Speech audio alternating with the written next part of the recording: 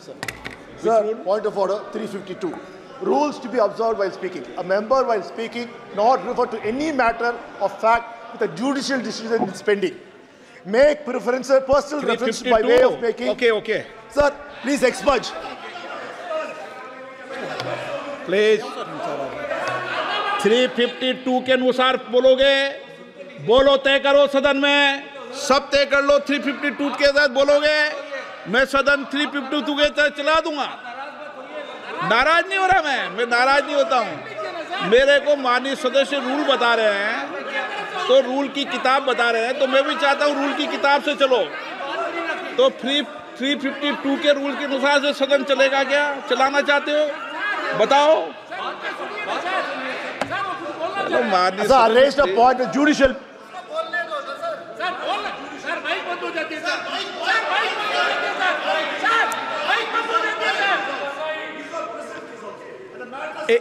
Okay please.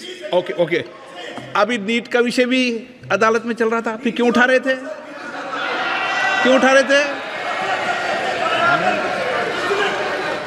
No, गलत।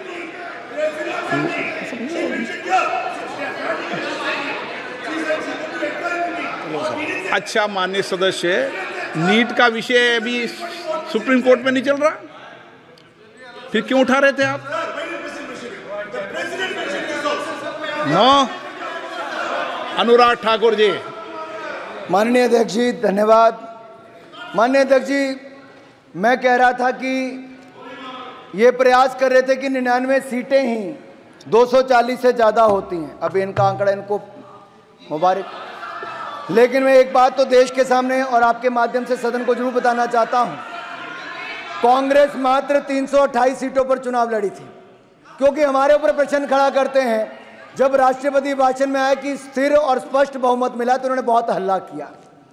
मैं पूछता हूं, जब 2004 में आपकी सरकार बनी, 2009 में आपकी सरकार बनी, क्या आपको 240 सीटें भी मिल पाई थी? अरे आप उसके आसपास भी नहीं थे, 145 सीटें आपको मिली थी।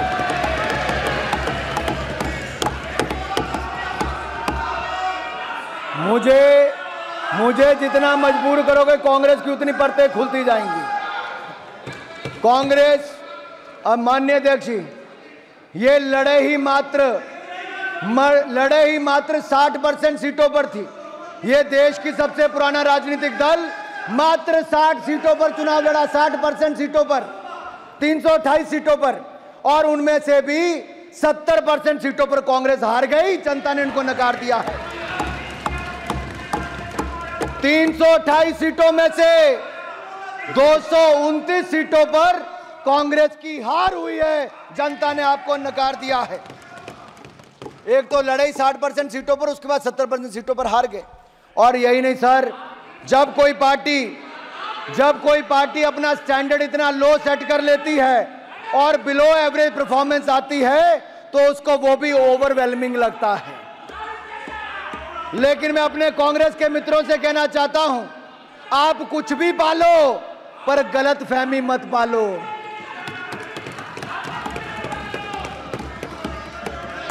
अगर आपको ये चार्ट देखना है, तो इस चार्ट में अध्यक्ष जी मैं सभा पटल पर रख सकता हूं, कांग्रेस की कितनी सीटें कब कब आई। ये चार्ट बहुत कुछ दिखाता है माननीय अध्यक्ष जी। ये चार्ट में ये दिखता है कि यूपीए की जब आपकी पहली सरकार थी, तो कांग्रेस की मात्र 145 सीटें आई थी, और उस समय भारतीय जनता पार्टी की 138 सीटें थी। 7 सीटों का फर्क था। और आप में और हमारे में सिर्फ 7 सीट का अंतर था भाजपा और कांग्रेस में। सरकार आपने बनाई, हमने तो कुछ नहीं कहा। आपने 5 साल सरकार चलाई। फिर 2000 आपका उस समय वोट शेयर था मात्र 26.53%।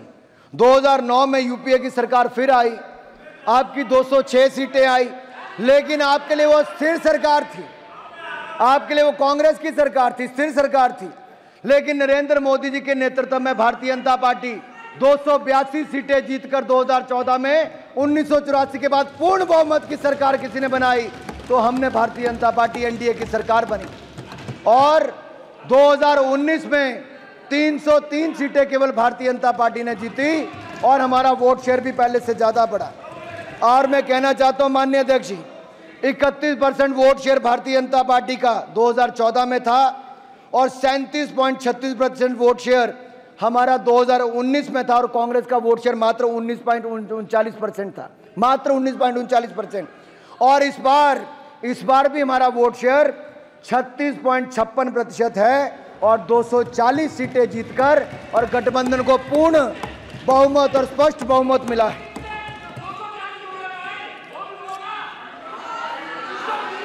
माननीय अध्यक्ष जी, इनको इतनी तो शर्म आनी चाहिए कि इन्होंने 2014 में 44 सीटें, 2019 में 52 सीटें और अब 99, 98 जो गिनना आप वो गिन लें, उतनी सीटें जिनकर ये 3 बार की सीटें गिन लें तब भी 240 से कम है, हमारे सामने खड़े कहीं नहीं होते। और सुनना रहता है, और सुनना है। मैं और बता दूं सर, जितने पूरे समूचे विपक्ष की सीटें हैं उससे ज्यादा अकेली भारतीय जनता पार्टी की सीटें।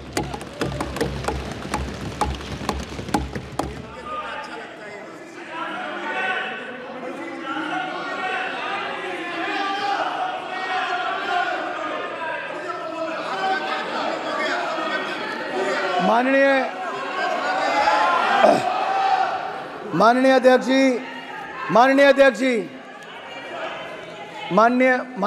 जी, जब ये भारतीय जनता पार्टी का या मोदी जी का मुकाबला 2 चुनावों में नहीं कर पाए तो क्या बनाया? एक ऐसा गठबंधन बनाया जो जेल वाले और बेल वालों ने मिलकर बनाया। कुछ जेल में थे, कुछ बेल पर थे, कुछ यहां पर भी बेल वाले हैं।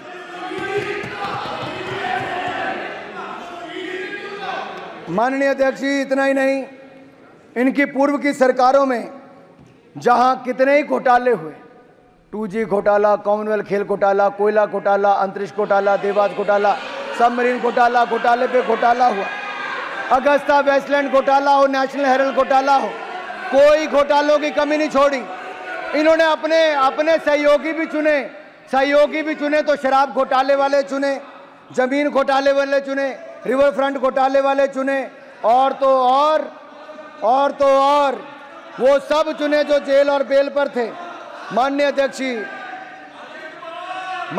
जी, इनकी एक पार्टी तो ऐसी है जिसका शिक्षक भर्ती घोटाला हो, पॉन्जी स्कीम का घोटाला हो, चिटफंड घोटाला हो, वो भी साथ में ही है, जहां पेंटिंग भी 3-3 करोड़ रुपए की बिक जाती है। एक ऐसा नेता है जो अपने आप को दुनिया का सबसे ईमानदार नेता बताता था और वो इतना ईमानदार निकला कि देखो आज जेल में है। हमने अध्यक्ष जी वर्क फ्रॉम होम तो सुना था, अध्यक्ष जी,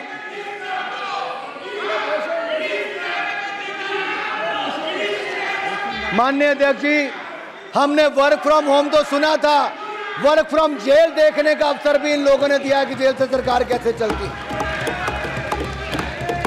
अपने आप को सबसे ईमानदार बताने वाला आज कट्टर बेईमान कोई है तो आज जेल में है। और जो जेल से निकल कर आए थे, जैसे टिफिन ब्रेक, लंच ब्रेक लेकर चुनाव प्रचार करने, वो बैक टू तिहाड़ चले गए, बैक टू तिहाड़ चले गए। और खैर, इनके गठबंधन की दुर्गति देखकर मुझे एक गीत याद आता है, सोचता हूं कि वो कितने मासूम थे, क्या से क्या हो गया देखते देखते। वो जो कहते थे गठबंधन करेंगे ना कभी, बच्चों की कसम भी खा गए भूलकर देखते देखते। गठबंधन भी किया तो किसने? एक राज्य में किया, दूसरे राज्य में नहीं किया। आज दिल्ली की जहां पर मैं खड़ा हूं वहीं की हालत देख लीजिए। चोर चोर मुसेरा भाई, सब ने मिलकर गठबंधन की गुहार लगाई, लेकिन दिल्ली की जनता ने खाता भी नहीं खुलने दिया। सातों की सातों सीटों पर कमल का फूल खिलाने का काम किया है। माननीय अध्यक्ष जी, ये कैसी सरकार दिल्ली में है जिसका शिक्षा मंत्री शराब मंत्री जेल में है, जिसका जेल मंत्री जेल में है, जिसका कानून मंत्री जाली फर्जी MA LLB की डिग्री लेकर वो उसमें जेल में, उसको इस्तीफा देना पड़ा। और यही नहीं, आपका नहीं, दिल्ली का, आपकी मैं बाद में बात करूंगा अभी।